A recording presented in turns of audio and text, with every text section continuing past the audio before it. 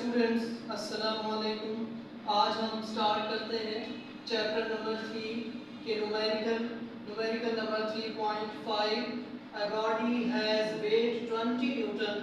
How much force is required to move it vertically upward with an acceleration of 2 meter per second square?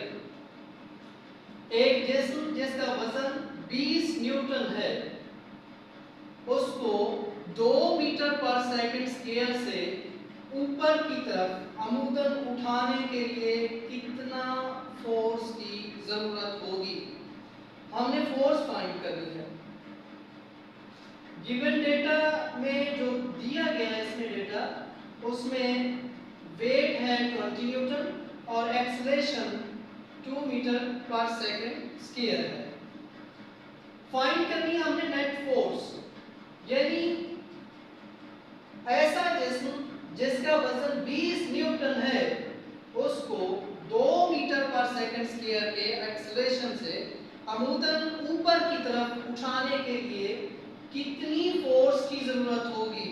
Net force हमने find करनी है।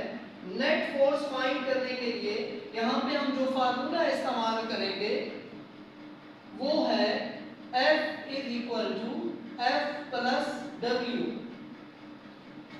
अब हमारे पास ये वाली फोर्स गिवन नहीं है। इस फोर्स को फाइंड करने के लिए हम फार्मूला यूज करते हैं F is equal to ma। अब इस फार्मूले में हम देखते हैं, ये फार्मूला यूज करने के लिए हम डेटा में देखते हैं कि एक्सेलरेशन की वैल्यू तो गिवन है लेकिन मास गिवन नहीं है। ये वाली फोर्स फाइंड करने के लिए पहले हम मास मालूम करेंगे। मास मालूम करने के लिए हम फार्मूला इस्तेमाल करते हैं W is equal to mg, यानी according to weight formula. Weight formula कौन सा होता है? W is equal to mg। इस फार्मूले से पहले हम मास फाइंड करेंगे, तो वैल्यूज पुट करेंगे। इसमें वजन दिया गया है 20 न्यूटन है, तो W की जगह पे उसकी वैल्यू पुट करेंगे। ये वाली W is equal to 20 newton है तो W की जगह पे हम 20 पुट कर देंगे। मास फाइंड करना है, you know G is equal to 10, इसलिए इसकी जगह पे 10 पुट करते हैं। क्योंकि हमने मास फाइंड करना है तो 10 को इक्वेशन की दूसरी साइड पे ले आते हैं। 10 इस साइड पे मल्टीप्लाई हो रहा है, दूसरी साइड पे आकर ये डिवाइड करेगा। जब 20 को 10 पे डिवाइड करते हैं तो 2 आंसर आता है इसका। जिस चीज की वैल्यू फाइंड करनी होती है स्टूडेंट्स, हम उसको लेफ्ट साइड पे ले आते हैं। इसलिए मैंने इस इक्वेशन को रोटेट कर दिया। m is equal to 2, you know weight का मास का जो SI यूनिट होता है वो किलोग्राम है, इसलिए हम 2 के साथ किलोग्राम भी लिखेंगे क्योंकि मास फाइंड करना था हमने। मास का यूनिट किलोग्राम होता है तो इसलिए हम 2 के साथ किलोग्राम लिखेंगे। अब हमने मास फाइंड कर लिया है तो दोबारा हम ये फार्मूला इस्तेमाल करेंगे F की वैल्यू फाइंड करने के लिए। अगेन यही फार्मूला मैं यहाँ पे लिखता हूँ, F is equal to ma। Mass की वैल्यू हम फाइंड कर चुके हैं, 2 है। एक्सेलरेशन गिवन है डेटा में जो कि 2 मीटर पर सेकंड स्क्वायर है, तो मास 2 एक्सेलरेशन भी 2 है। इन दोनों को जब हम मल्टीप्लाई करते हैं तो फोर्स आती है 4 न्यूटन। अब हम ये फार्मूला इस्तेमाल करेंगे, net force is equal to force plus weight. ये फार्मूला दोबारा मैं यहाँ पे लिखता हूँ, net force F is equal to F plus W। F की वैल्यू जो अभी हमने फाइंड की है वो 4 न्यूटन है, तो F की जगह पे उसकी ये वाली वैल्यू पुट करते हैं। वेट दिया गया है जो कि 20 न्यूटन है, तो वेट की जगह पे हम उसकी वैल्यू 20 पुट करेंगे। जब 20 में 4 को ऐड करते हैं तो रिजल्ट आता है 24 न्यूटन। तो रिजल्ट क्या बनता है इसका? 24 न्यूटन फोर्स इज रिक्वायर्ड, यानी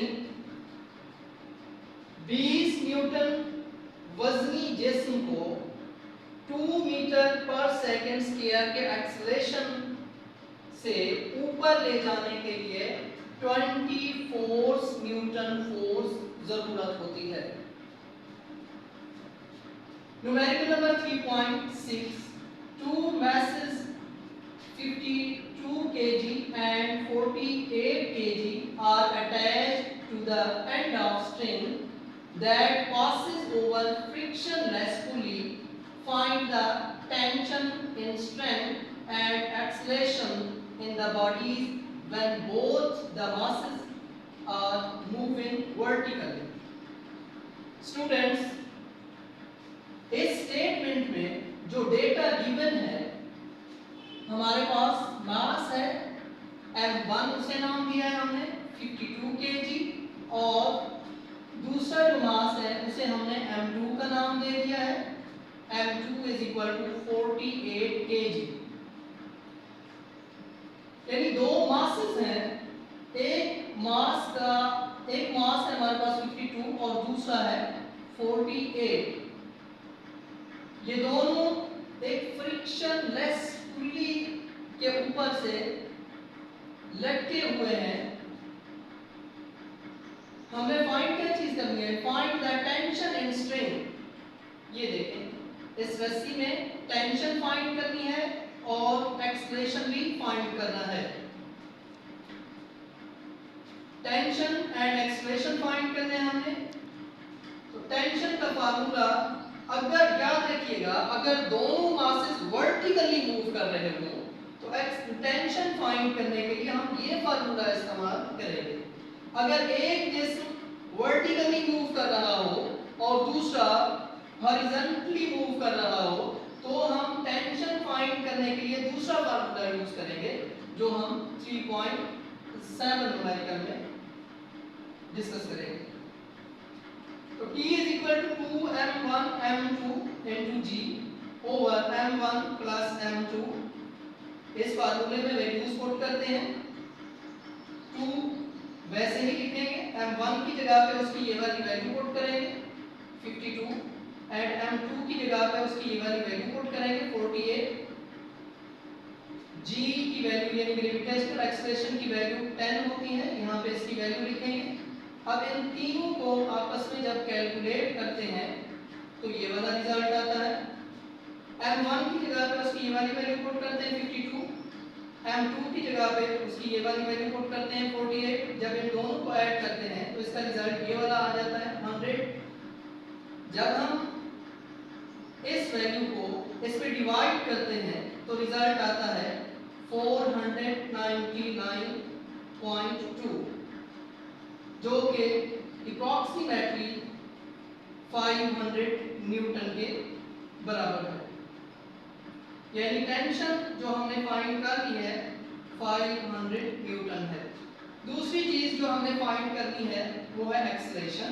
एक्सेलरेशन फाइंड करने के लिए ये फार्मूला इस्तेमाल करते हैं, लेकिन याद रखिएगा एक्सेलरेशन फाइंड करने के लिए ये फार्मूला हम तब यूज करेंगे जब दोनों मासेस वर्टिकली मूव कर रहे होंगे।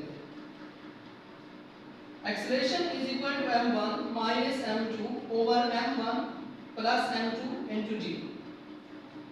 इस फार्मूले में वैल्यूज पुट करते हैं। m1 52 है, इसकी जगह पे 52 लिखेंगे और माइनस वैसे ही लिखेंगे। m2 की जगह पे उसकी ये वाली वैल्यू पुट करेंगे 48, g की जगह पे उसकी ये वाली वैल्यू पुट करेंगे 10, m1 की जगह पे उसकी वैल्यू 52, m2 की जगह पे भी उसकी वैल्यू पुट करेंगे 48। अब 52 में से 48 जब सब्ट्रैक्ट करते हैं तो ये रिजल्ट मिलता है 4 मल्टीप्लाई बाई 10 वैसे ही लिख दिया हमने। जब इन दोनों को आपस में मल्टीप्लाई करते हैं तो ये रिजल्ट आता है। इन दोनों को ऐड करने का जो रिजल्ट आता है वो 100 है। अब जब 40 को 100 पे डिवाइड करते हैं तो एक्सेलरेशन की वैल्यू आती है 0.4 मीटर पर सेकंड स्क्वायर।